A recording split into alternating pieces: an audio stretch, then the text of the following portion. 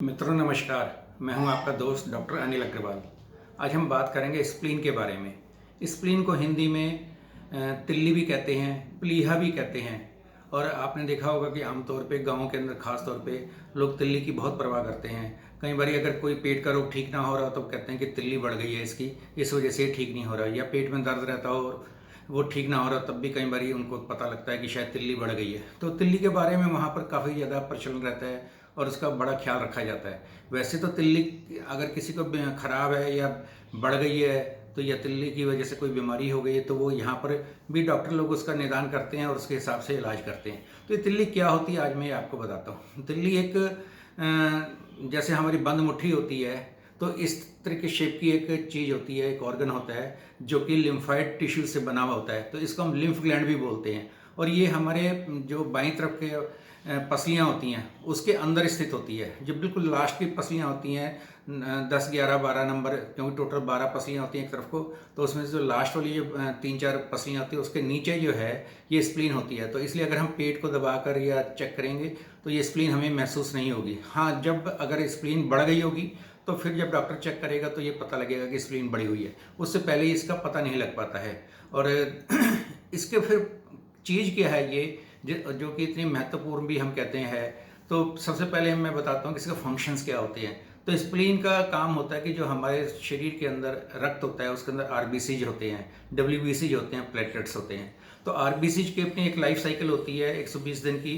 उसके बाद ये डिसइंटीग्रेट होने शुरू होते हैं। तो ये सारा डिसइंटीग्रेशन का काम जो है स्प्लीन के अंदर ही होता है। और जब ये टूट जाते हैं आरबीसीज तो फिर इसके अंदर से हीमोग्लोबिन को अलग की करना और फिर उसको दोबारा से रीसिंथेसाइज करना है, ये सब काम चलने होते हैं। और जो वेस्ट प्रोडक्ट बचा उन आरबीसीज का उसको भी फिर रक्त में से छान कर, मतलब छलने का काम भी कर रही है ये हमारी स्प्लीन, और उसको फिर वेस्ट प्रोडक्ट के रूप में शरीर से बाहर निकालना, ये भी इसी का काम होता है। डब्ल्यूबीसी और प्लेटलेट्स का ये स्टोर हाउस है कि वहाँ पे जितने भी हमारे को जितने ज़्यादा हमारे प्लेटलेट्स हैं या डब्ल्यूबीसी हैं, जितना कि हमारे को रक्त में चाहिए वो तो रक्त में जा रहे हैं, लेकिन जो बाकी एक्स्ट्रा बचे हुए हैं वो इसके अंदर स्टोर होके रहते हैं।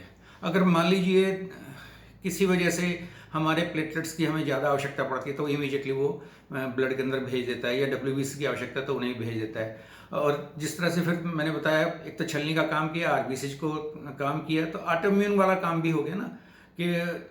और ये कुछ एक तरह के जो बैक्टीरिया होते हैं, खासतौर पर निमोनिया जो फैलाते हैं या मेनिंजाइटिस की बीमारी फैलाते हैं, वो वाले बैक्टीरियाज को भी ये फाइट करके जो है ख़त्म कर देता है। स्प्लीन जो है उसके अंदर वो एंटीबॉडीज वहीं पे बनते हैं और इनको वो ठीक करते हैं। तो अगर इसकी वजह से स्प्लीन अगर किसी की बढ़ गई है तो फिर क्या होगा, तो इसके अंदर कुछ एक बीमारियां होती है स्प्लीन की। जैसे सबसे ज़्यादा तो जो सबको पता है वो स्प्लीन बढ़ने की है, कि अगर स्प्लीन बढ़ जाएगी तो क्या होगा कि अगर तो उसके अंदर जब बड़ी स्प्लीन होगी तो उसके अंदर ज़्यादा डब्ल्यूबीसी स्टोर होंगे, प्लेटलेट्स भी बहुत ज़्यादा उसके अंदर स्टोर हो जाएंगे। तो जब प्लेटलेट्स उसमें ज़्यादा स्टोर हो जाएंगे तो हमारे ब्लड के अंदर प्लेटलेट्स की संख्या कम हो जाएगी, जितनी एक रिक्वायर्ड संख्या होती है उससे कम रह जाएगी। तो क्या होगा कि हमें ब्लीडिंग की प्रॉब्लम हो सकती है, क्योंकि हमें पता है कि क्लॉटिंग का काम जो प्लेटलेट्स करते हैं। तो इस वाली बीमारी को फिर बोलते हैं कि थ्रोम्बोसाइटोपिनिया हो गया है।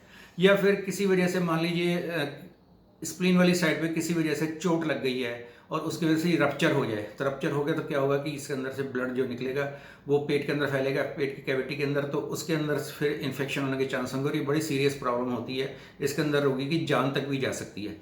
एक और बीमारी होती है सिकल सेल डिसीज, कि हमारे जो आरबीसी होते हैं वो उनकी शेप कुछ ख़राब तरह की होती है। सिकल एक हंसिया जैसे बोलते हैं हम हिंदी के अंदर, उस शेप की होते हैं। और जब इकट्ठे होकर कहीं से भी वेसल्स को ब्लॉक कर देते हैं तो वहाँ पर जब ब्लड आगे नहीं जाएगा तो वो एरिया जो है नेक्रोस हो जाएगा और वहाँ पे अन्य बीमारियाँ होंगी। तो इसी प्रकार से ये सिकल सेल जो हैं स्प्लीन को भी डैमेज कर सकते हैं जब अगर वहाँ पे ब्लॉकेज कर देते हैं, क्योंकि हमें पता ही है कि स्प्लीन के अंदर से सारा ब्लड बहुत ज़्यादा मात्रा के अंदर वहाँ पे काम कर रहा होता है। तो उसके अंदर भी अगर प्रॉब्लम आएगी तो स्प्लीन को वो डैमेज कर देगा। तो जिस तरह मैंने बताया थ्रोम्बोसाइटोपिनिया का बता दिया, लार्ज स्प्लीन है तो फिर क्या दिक्कत हो रही है कि भाई थ्रोम्बोसाइटोपिनिया तभी हुआ था। तो अब ये पता कैसे लगेगा कि भाई ये स्प्लीन जो बढ़ गई है, तो उसके लिए डॉक्टर क्या करता है, फिजिकल एग्जामिनेशन भी करता है। जनरली तो डॉक्टर को पेट चेक करके ही पता लग जाता है, पैल्पेशन करके कि स्प्लीन बढ़ी हुई है नहीं बढ़ी हुई है, तो उससे पता लग जाता है कि ये बीमारी हो रही है। और फिर पूरे एग्जैक्ट पता करने के लिए, करेक्ट डायग्नोसिस के लिए रोगी का एमआरआई कर सकते हैं, सीटी स्कैन करना पड़ता है, अल्ट्रासाउंड भी करना पड़ता है। तो उनकी सहायता से भी जो है बीमारी का बिल्कुल पता लग जाता है कि स्प्लीन के अंदर क्या चल रहा है। और ये तो सारे उसके टेस्ट हो गए। ट्रीटमेंट के अंदर फिर अगर मान लीजिए स्प्लीन बढ़ी हुई है तो कई बार ये ऐसी नौबत आती है कि स्प्लीन को काट के निकालना पड़ता है स्प्लीन, तो उससे क्या फिर तब रोगी ठीक होता है। लेकिन अगर स्प्लीन नहीं होगी तो फिर क्या होगा कि वहाँ पे प्लेटलेट्स स्टोर का हमारे पास जगह न रही, और जो स्प्लीन जो है हमारी जिन बीमारियों को ठीक कर रहा था, जैसे मैंने बताया बहुत सारे मेनिंजाइटिस करने वाले, निमोनिया करने वाले बैक्टीरिया जिनको वो ठीक करता था, ख़त्म कर देता था हमारे शरीर में से, तो उनके लिए फिर मेनिंजाइटिस का और निमोनिया के इनके वैक्सीन भी रोगी को लगवाने पड़ेंगे। और इसके अंदर होम्योपैथी के अंदर भी एक बहुत ही एक अच्छी दवा है, अगर उसका नाम ना लिया जाए तो समझो कि स्प्लीन के बारे में हमने पूरी बात आपको नहीं बताई है। ये एक इतनी अच्छी दवाई है जिसका नाम है सिएनोथस। सिएनोथस मदर टिंचर के 10-10 बूंद दिन में 3 बार दिए जाएँ तो उससे स्प्लीन की बहुत सारी बीमारियां ठीक हो जाती हैं, स्प्लीन एकदम हेल्दी हो जाती है। और बीमारी के अगर स्प्लीन जो अन्य बीमारियां हैं उनके हिसाब से अनेक दवाइयां होम्योपैथी में, जैसे नेट्रम्यूर है, कैंथेरियस है, एसिड नाइट्रिकम है, और उनको जो फिर लक्षणों के अनुसार हम देते हैं, रैननकुलस बल्बोसस है उसका भी प्रयोग करते हैं। और मलेरिया फाइलेरिया की वजह से भी स्प्लीन बढ़ जाती है, उसके अंदर तो होम्योपैथी बहुत ही अच्छा काम करती है और रोगी की तिल्ली बिल्कुल ठीक हो जाती है, रोगी स्वस्थ भी हो जाता है। धन्यवाद दोस्तों।